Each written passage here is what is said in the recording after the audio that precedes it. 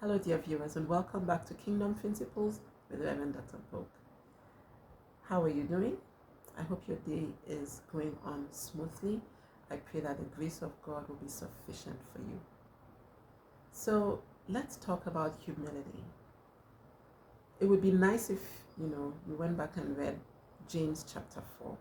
James talks about the love of the world, meaning enmity with God.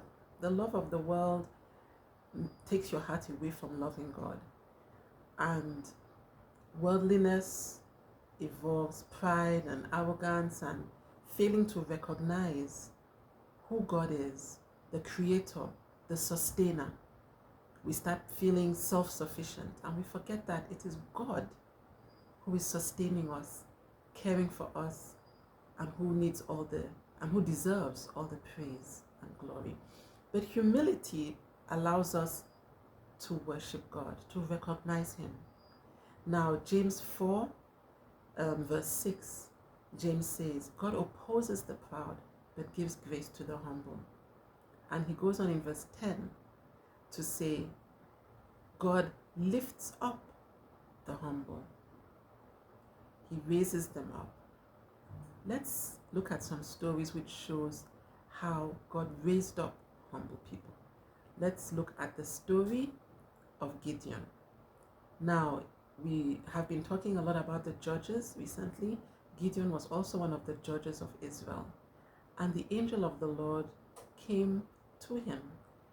We believe that the angel of the Lord was Jesus.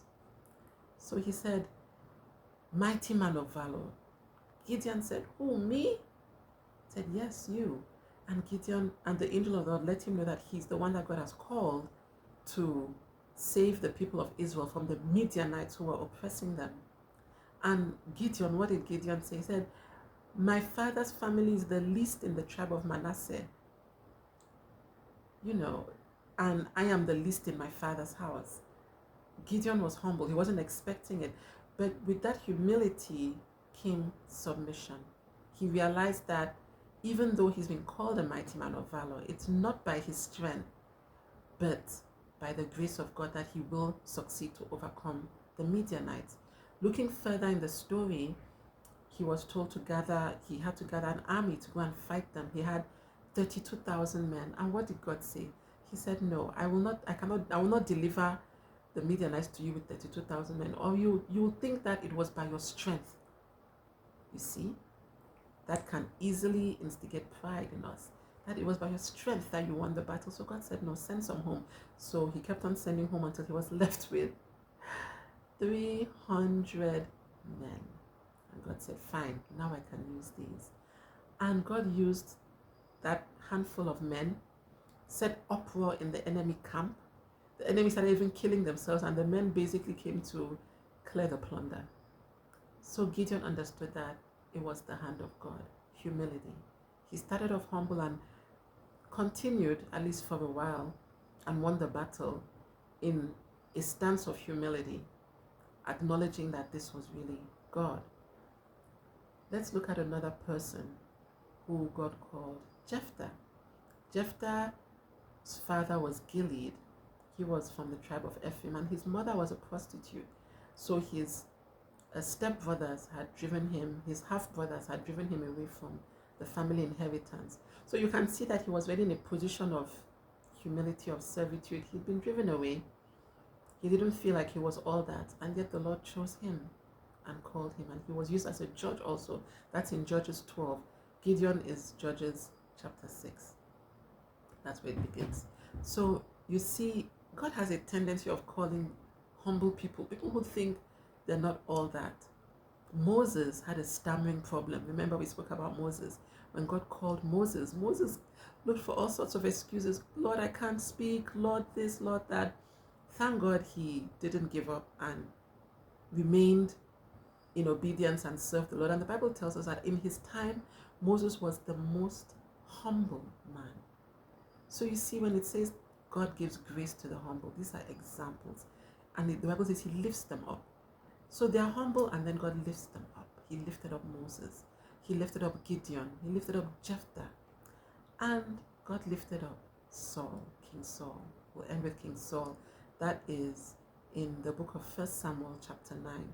Now, after the judges who were ruling over Israel, the Israelites got tired of having judges picked out by God, and wanted a king to be like the other nations. You see, God, in James, God speaks against worldliness, wanting to be worldly, to be like the world. It says worldliness is enmity with God. But the children of Israel got tired of, having God choose judges for them and God being their king, to choosing their own king. God allowed it. But of course, it came with consequences. God wasn't pleased. It was a way of them rejecting God as king. So in 1 Samuel chapter 9, they want a king. They no longer want judges ruling over them. And God gives it to them. They asked, so God gave it.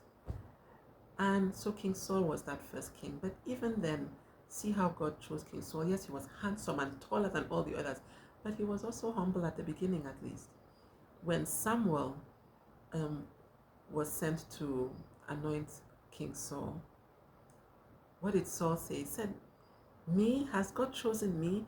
My tribe is the least in the kingdom in Israel."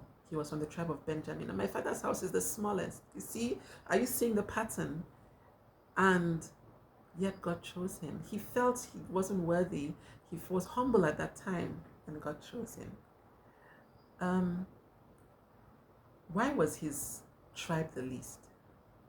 In the book of Judges, we read that there was a civil war in Israel at a point because the Benjamites had abused a man's concubine, raped and killed her, and so this sin was outrageous.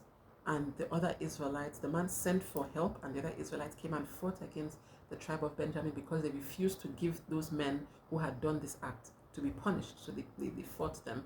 And the civil war reduced Benjamin to 600 men. And so they got wives and had to restart their clan. So yes, when he said his tribe was the least, in terms of numbers, he was very correct. Benjamin had a big gap because of that civil war. And yet God chose him. So you see, God grants grace to the humble. He lifts them up. But now the next thing is, do you remain humble? Moses remained humble. Did King Saul? We'll look at that in another lesson. Remain humble, remain blessed. Have a wonderful day.